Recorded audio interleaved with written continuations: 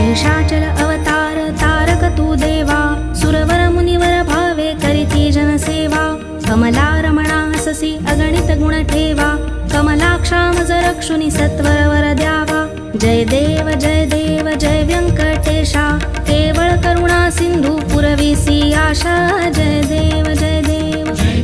जय देव जय व्यंकटेशा केवळ करुणा सिंधू पुरविसी आशा जय देव जय देव